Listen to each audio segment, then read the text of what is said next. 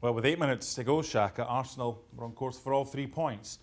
Then an unbelievable turnaround and Chelsea get the win. So what happened in those last 8 minutes? Well, some might point to a characteristic Arsenal collapse at the end. Listen, if I'm involved with Arsenal, if I'm an Arsenal fan, I'm sitting in our dressing room, I feel a little bit hard done by because I thought Arsenal's football for the majority of the game deserved more than certainly what they took out of it and what will be the headlines in tomorrow's papers. I thought Arsenal played very well. Arteta somehow found a way to again include Lacazette, Aubameyang and Mesut Ozil, yet they defended as a team very well. I think that's a huge step in the right direction. As much as I understand the disappointment, I think that disappointment came because of an individual error by one of Arsenal's more consistent performers in Bernd Leno, who just misjudged the flight of a ball.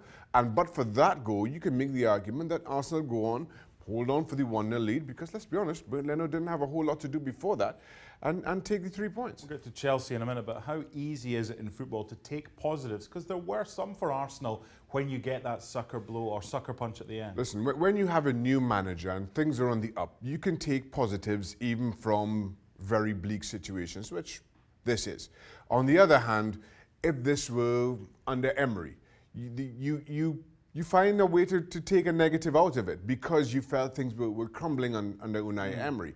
But now with a new manager and you're looking for those silver linings, and just given the performance for, I would say, 65, 70 minutes of the game today, I think there's a lot of silver lining to Arsenal's disappointment here. However, that's 4 home defeats in a row for the first time since the late 50s. And it's just little things as well. It's like Mustafi taking the yellow card, fouling Abraham in the build-up, not even into the box. Little things. And Jorginho might have been sent off, wasn't. Correct. Some things go your way, some things don't. That's right. And if I'm sitting in that dressing room, that's what I'm looking at. Jorginho shouldn't have still been on the park. I thought he got away very luckily with the hold on Guendouzi, where he could have seen a second yellow and been a red. Similarly though, Guendouzi had a hold of Tammy Abrams earlier on in the game. That could have been interpreted as a penalty by the referee or VAR had it been spotted. So it's a little bit of a push and pull certainly in that regard. And then as we mentioned the error by Bernd Leno. And you're right, Mustafi hadn't been booked. So the sensible thing, hindsight is 2020, would have been to track Tammy Abrahams, commit the foul in the centre circle, you take a yellow and you reset.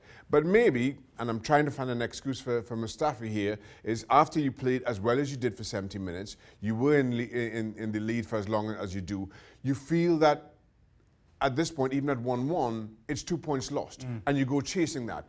On the other side of that very same coin, what you now end up with is another point lost, and you scratching your heads wondering where it all went wrong. Okay, Chelsea, big win for them. Another good result away from home as well, and there were a lot of positives for them. But one thing that I think as a Chelsea fan, if you're looking back on this, you see a manager who's not frightened to make big decisions. Yes. Just after half an hour, 3 at the back wasn't working. Arsenal forced them to make their centre-backs play. Didn't work, so he took off his left wing-back. He went to a 4, and they were much better. They were much better. And let's be honest, that kind of decision, while, listen, not unheard of, is risky and can backfire. I've been on the field and see, well, not on the field, but I've seen Jose Mourinho made exactly this kind of substitution very early on. I think I played against Chelsea when Mourinho did as much. But Mourinho came with a certain reputation even before that. Frank Lampard, young manager, still new in the job. Things have been a little bit inconsistent, particularly over recent weeks. You make that bigger call. If that backfires, you lose not only the player in Emerson, but there may be additional spillover effect as well. But Chelsea somehow get the performance that they need, get the response, get the performance, and more to the point, get the result. Now all of a sudden, everybody's feeling a lot better about that decision. Even Emerson sees that this is a manager who knows what he's doing, is prepared to make big decisions when need be, and they work. And I think that consolidates his own standing within the dressing room, Frank Lampard, and fair play to him for it. He's also now built a team of players who never give up. There's always that belief. You've got 8 minutes left, you're 1-0 down, You get the goal back from an error, you take it. But a lot of teams will be like, yes, a point at a tough place. For them, because they haven't won there since January 2016, but then they kept going and they kept pushing. And listen, they broke out of an Arsenal attack and counter-attack to very good effect. We pointed out the errors that Arsenal made, maybe in not shutting that down sooner. But you're right. Absolute credit to Chelsea here, with not just dropping numbers back and consolidating for that point. They were prepared to leave players at the park, even if it was just a couple in the form of Tammy Abraham and Mason Mount, and then get others joining in. To that point, I thought Willian did fantastically well in the role that he played in getting the ball to Tammy Abrams. But from a team's perspective, despite being second best, particularly in that opening half an hour, I will say maybe you can even extend that to an hour. They continued to play and continued to fight. And though Arsenal had the better of the exchanges, the fact that they couldn't find the back of the net themselves meant that Chelsea was still always in the game. It's a big win for them. It's a big win. Are they going to finish fourth?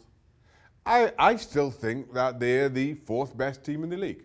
And so as we sit right now, and I accept fully with half of the season left to play, and Chelsea still in the midst, I think, of a desperately inconsistent spell, I think they go on and do it. Opinion subject to change. Of course. They always are when they're my opinions. Good game, this one. Arsenal thought they got it in the bag, but Chelsea come away with all 3 points. Thanks so much for watching ESPN on YouTube. And for more sports highlights and analysis, be sure to download the ESPN app. And for premium content and live streaming, subscribe to ESPN Plus.